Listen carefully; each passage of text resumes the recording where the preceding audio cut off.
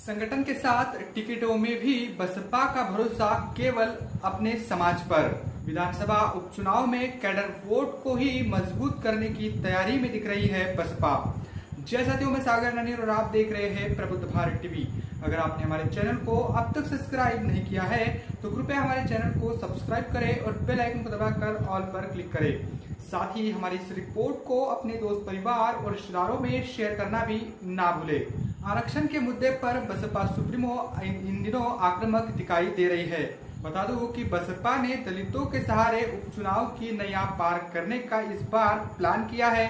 बसपा यही वजह है कि संगठन के साथ टिकट बंटवारे में भी दलितों को अहमियत दी जा रही है।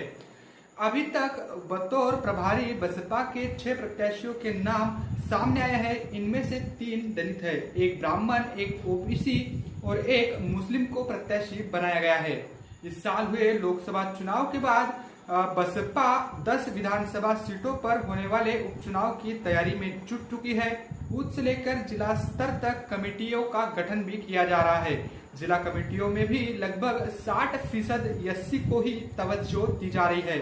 सबसे पहले बसपा के प्रत्याशी के चेहरे भी सामने आने लगे हैं। तभी अभी तक 6 सीटों पर जो है वो प्रत्याशी बसपा ने तय किए हैं। बता दूं कि मिल्कीपुर, फूलपुर और सीसामऊ में बसपा ने जो है वो 3 दलित प्रभारी बनाए हैं। इनमें से सिर्फ मिल्कीपुर की जो सीट है वो आरक्षित है। 2 अनारक्षित सीटों पर दलित चेहरों को सामने किया है। इससे पहले चुनाव में बसपा सामान्य तौर पर रिजर्व सीटों पर ही दलित प्रत्याशी उतारती रही है, लेकिन इस बार यह नया चेंज देखने को मिल रहा है। कटेरी से ओबीसी, मंजुआ से ब्राह्मण और मीरापुर से मुस्लिम को इस बार प्रभारी बनाया गया है। आरक्षण के मुद्दे पर भी बसपा सुप्रीमो इन दिनों आक्रामक दिख रही है। लोकसभा चुनाव के बाद बसपा का पूरा फोकस दलित वोट बैंक पर है। यही वजह है कि इस बार इस आरक्षण के मुद्दे पर बसपा सुप्रीमो लगातार आक्रामक दिख रही है। आरक्षण में वर्गीकरण के मुद्दे पर अब तक सबसे ज्यादा आक्रामक बसपा ही नजर आई है। कई साल बाद इस मुद्दे को लेकर बसपा सड़क पर भी नजर आई। इसके अलावा उच्च पदों पर लेटरल एंट्री और 69,000 शिक्षक भर्ती सहित सभी मुद्दों पर उसका जो रुख है, यानी बसपा का जो रुख है वो आक्रामक है। इसके साथ ही दलितों पर ही फोकस किया जा रहा है। दलित बसपा का कैडर वोट रहा है। सत्ता से बाहर होने पर 2012 से पार्टी का जो जनाधार है वो लगातार घटता दिख रहा है। इसी के साथ उसके कैडर वोट को छिटकता देख पिछले विधानसभा चुनाव में बसपा का कुल वोट शेयर 13.80% था, तो वही लोकसभा के चुनाव में 9.39% तक ही रह गया। पहले इस वोट बैंक में भाजपा ने और पिछले लोकसभा चुनाव में इंडिया ने सेंध लगाई, ऐसा कहा जा रहा है। और अब बसपा जो है वो अपने कैडर वोट को मजबूत करने की दिशा में काम कर रही है और यही वजह है कि बसपा हर हालत में अपने कैडर वोट को वापस चाहती है और उसी में वो लग चुकी है।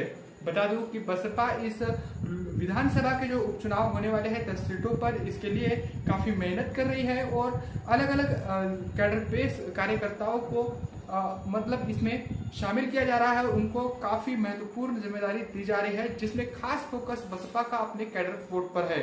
बता दूं कि इन 10 सीटों पर अब बसपा ने अपने प्रत्याशी भी तय करना शुरू कर दिया है, जिसमें से 6 प्रत्याशी लगभग तय हो चुके हैं। तो खास बात यही है कि बसपा इस बार अपने कैडर वोट को मजबूत कर तथा अपने पाले में फिर से जोड़ने की कोशिश में दिख रही है।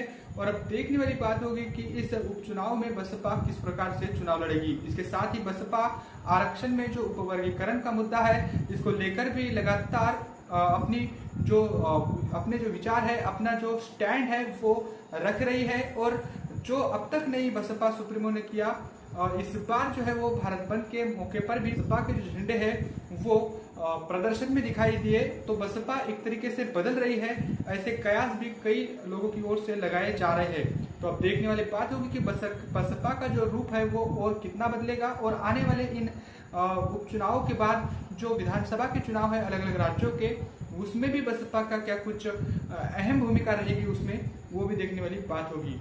तो फिलहाल बसपा अपने कैडर वोट को मजबूत करने की दिशा में काम कर रही है और अपने कैडर वोट को हर हाल में अपने साथ जोड़ने की कोशिश करती हुई दिख रही है। और यही वजह है कि बसपा अपने कैडर वोट के साथ साथ दलितों पर ही ज्यादा फोकस करती हुई दिख रही है। तो ये बसपा का बदलता रूप है। इसको लेकर आपकी क्या कुछ राय है, कमेंट करके हमें जरूर बताएं। बने रहे प्रबुद्ध भारत टीवी के साथ।